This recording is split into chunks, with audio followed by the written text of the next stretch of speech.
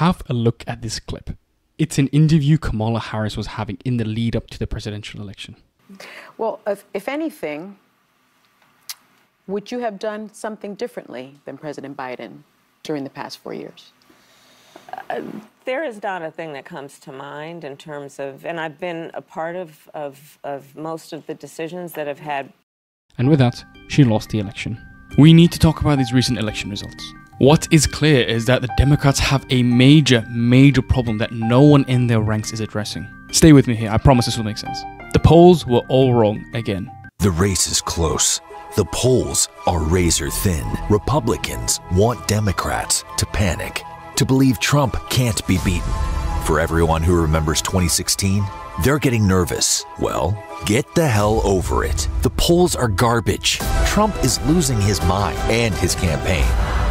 Kamala Harris is winning, connecting with Americans, making the case for democracy, doing her part to help end this madness. The issue that Democrats keep getting wrong time after time is that they just keep picking terrible candidates. And if you stay with me to the end of the video, I promise I'll show you how. Okay, let's have a quick little 2x2 diagram. We can have reasons for voting for this person, reasons for voting against the other person, and vice versa. So vote for Trump, vote against Harris, vote for Harris, vote against Trump. If we see Trump's two columns, we have people who believe that he actually won the election in 2020. Which, by the way, you may not think that many people do, but 70% of Republicans still believe he won in 2020. So this is why you see people talking about a vote for Trump is a vote for democracy. He's got a group of his die-hard borderline cult supporters. He's got the pro-life and Christian bloc, which is a very strongly pro-Trump bloc.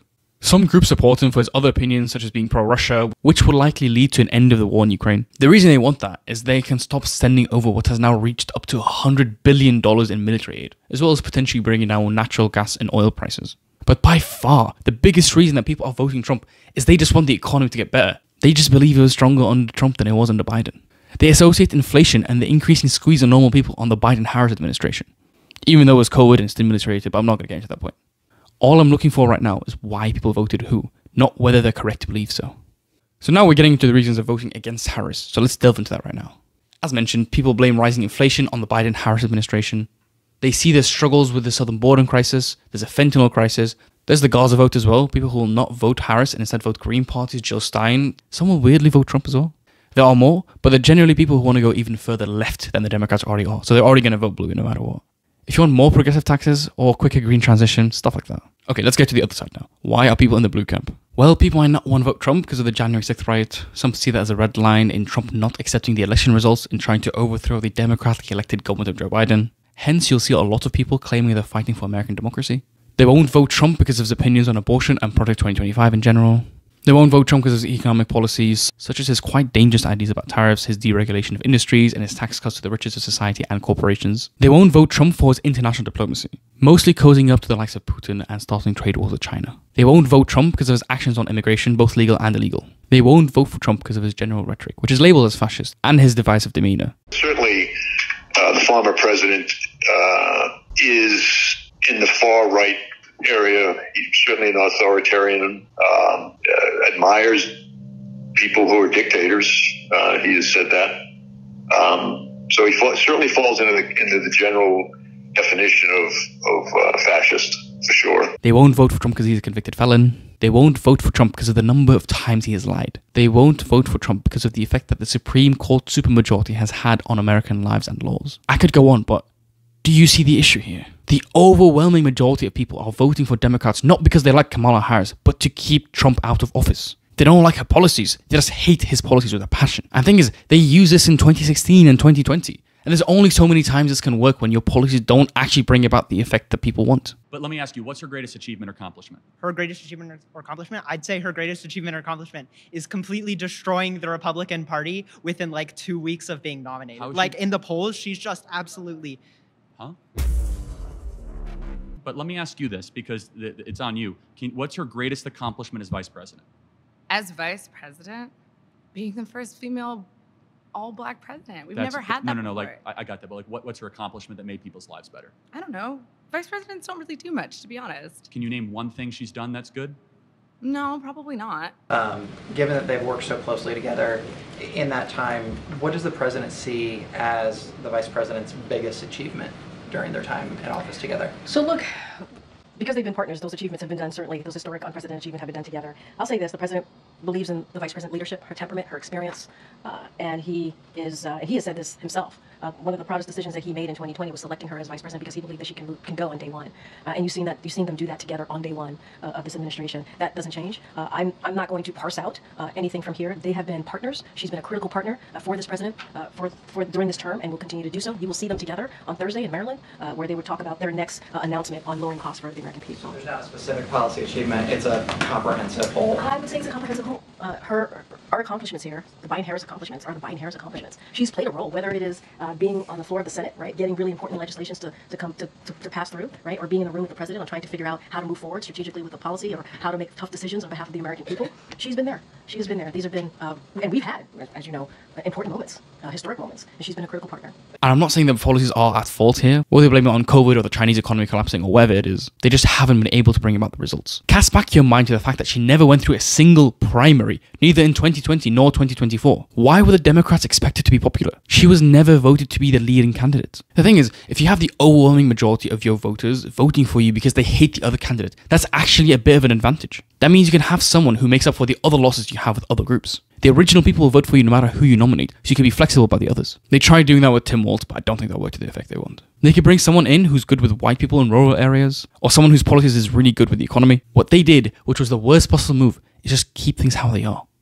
Moderate Republicans, undecided voters, and just people who are not in the camp of definitely going to be voting Democrat have the main issue as the economy on their mind. So why on earth would you choose to elect a candidate who has presided over all the policies that both Republicans and the people you want to woo over actually blame you for? The Democrats could have honestly picked out any other candidate other than this guy, and it would have turned out better for them. It's no surprise that most people who thought that the economy was doing badly, which is most people, voted for Republicans. What Harris did was just cement herself with her base that was going to vote for Democrats regardless of who was actually nominated, but was used as a punching bag by the Republican campaign. President Harris, thank you. President Trump? So she just started by saying she's going to do this, she's going to do that, she's going to do all these wonderful things. Why hasn't she done it? She's been there for 3.5 years. They've had 3.5 years to fix the border. They've had 3.5 years to create jobs and all the things we talked about. Why hasn't she done it? She should leave right now, go down to that beautiful White House, go to the Capitol, get everyone together and do the things you want to do, but you haven't done it and you won't do it.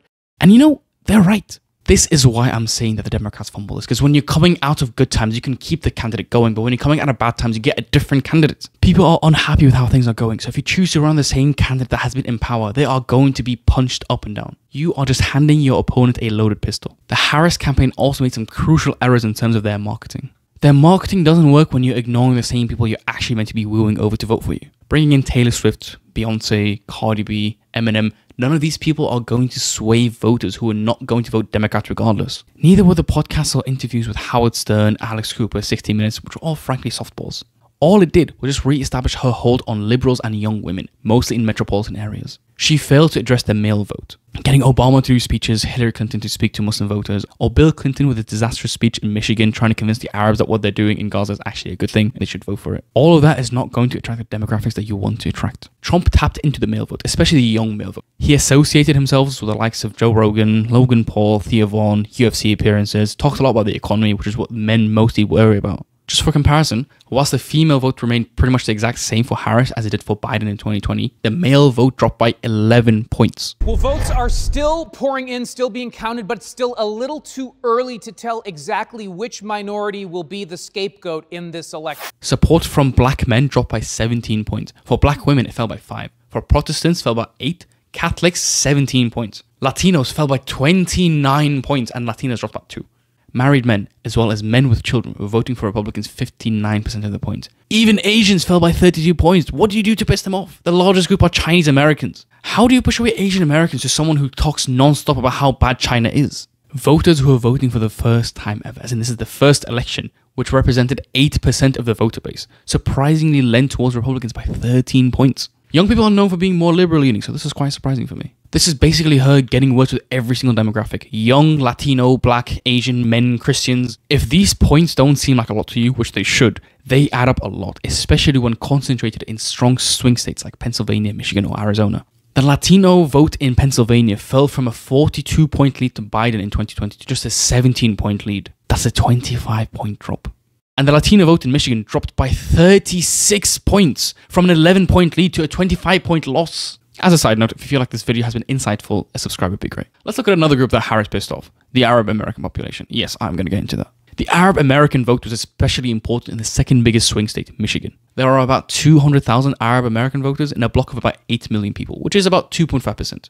Now, this may not sound like a lot, but just remember that a 1.5% swing in 2020 would have swayed Michigan from Democrat to Republican. This meant that the Arab vote actually posed a serious threat behind it to topple the state. The Arab voters have always been reliably Democrats. However, in the second biggest swing state, they were constantly shunned, denied any Arab or Muslim speakers in the DNC, and then this clip. President Biden and I have been working every day to bring this conflict. I'm speaking right now, and I value and respect your voice, but I'm speaking right now. On the line in this election, look, everybody has a right to be heard, but right now I am speaking. And the Affordable Care Act. You know what? If you want Donald Trump to win, then say that, otherwise I'm speaking. So yes, we can, and yes, we will. And we will win because together, and this is about all of us, we are fighting for America's future. And we understand the opportunity we have before us to turn the page on the fear. But now I am speaking. Again, Bill Clinton even tried to give a speech there last week and it backfired really badly. Well, I got news for them. They were there first. Before there was, their faith existed. They were there. In the time of King David in the southernmost tribes. And all I ask you to do is to keep an open mind. But Kamala Harris has said that she will try to negotiate an end to the violence, an end to the killing, and a new peace process. And that ought to be enough. And guess what happened? The city of Dearborn, Michigan, the largest Arab population in the entire country, voted overwhelmingly against Harris to protest. They voted both in favor of Jill Stein from the Green Party, who ran on an anti-Gaza genocide ticket, as well as Trump, weirdly. 47% of the people there voted for Trump, 22% voted for Jill Stein, and the remaining voted for Harris. For reference, in 2020, the same county voted 68% in favor of Biden and 30% for Trump.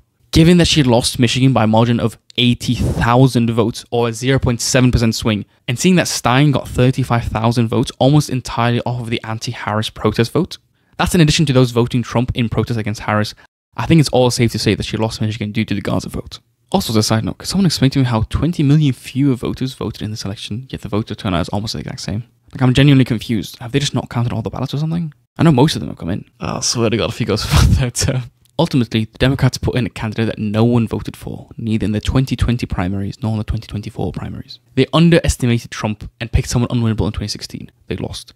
They underestimated Trump and picked someone unwinnable in 2020.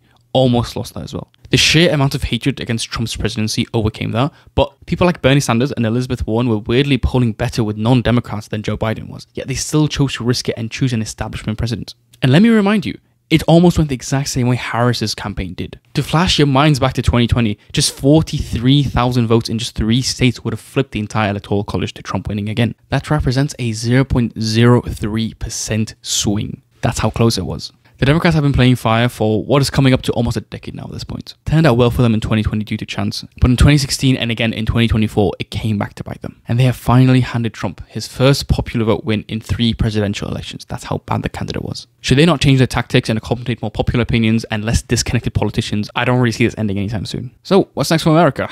Well, my predictions remain in place. America is headed to an all-out civil war. Yes, you heard me. Using all the national statistics I could find, along with the opinions of military and political experts, I predict that whoever wins, the building blocks are in place. A perfect storm is brewing for an all-out civil war in America that could even dissolve the United States as it is. And it's so weird because it's so alarming and no one is talking about this. I highly recommend you check it out if you're interested over here.